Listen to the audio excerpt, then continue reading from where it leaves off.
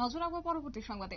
আজ বাণীবিদ্যাপীঠ বিদ্যালয়ে অনুষ্ঠিত হয়েছে সম্মাননা অনুষ্ঠান এবং যাতে করে আজ উপস্থিত ছিলেন মন্ত্রী শুক্লাচরণ নিওয়াতিয়া এবং প্রত্যেকের উপস্থিতিতে আজ শিক্ষক এবং চিকিৎসক পাশাপাশি ট্রাফিক দপ্তরে যারা কর্মীরা রয়েছেন তাদের যে গুরুত্বপূর্ণ ভূমিকা তারই পরিপ্রেক্ষিতে কার্যত আজ তাদেরকে সম্মানিত করা হয়েছে এবং পাশাপাশি বিধান শিশু উদ্যান মেধা অন্বেষার উদ্যোগে আজকের এই সম্মাননা অনুষ্ঠান কি উঠে আসছে শুনুন। তার মধ্যে আমাদের ছোট বালিকার জন্য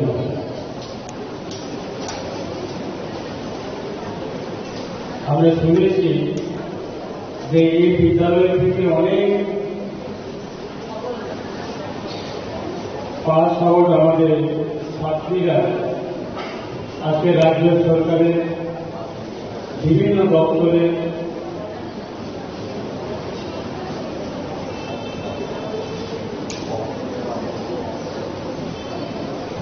রাজ্য সরকারের বিভিন্ন দপ্তরে কাজ করছে, কর্মজীবনে বিভিন্ন অ্যাক্টিভিটিসে জড়িত হচ্ছে।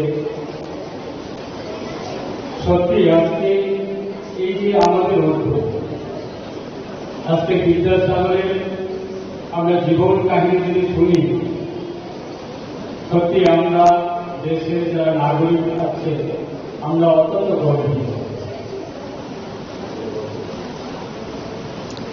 যে বিদ্যাসাগরের জীবন কাহিনীগুলি যদি আমরা দেখি,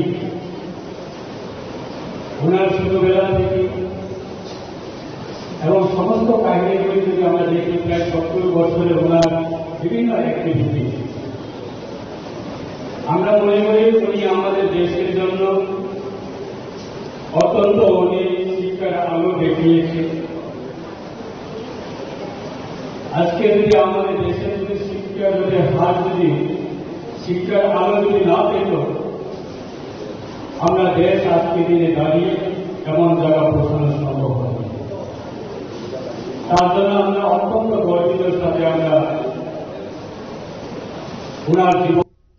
আপনারা শুনলেন মন্ত্রী শুক্লাচরণ নোয়াতিয়ার বক্তব্য এবং আজকের এই সম্মাননা অনুষ্ঠানে বিশেষ করে শিক্ষকদের সমাজের বুকে যে অবদান এবং চিকিৎসকদের যে গুরুত্বপূর্ণ ভূমিকা এবং পাশাপাশি ট্রাফিক দপ্তরের যে গুরুত্বপূর্ণ ভূমিকা তারা যথারীতি পালন করে চলেছেন, তাতে করে আজ সম্মাননা তাদেরকে জানানো হয়েছে মন্ত্রী শুক্লাচরণ নোয়াতিয়ার উপস্থিতিতে।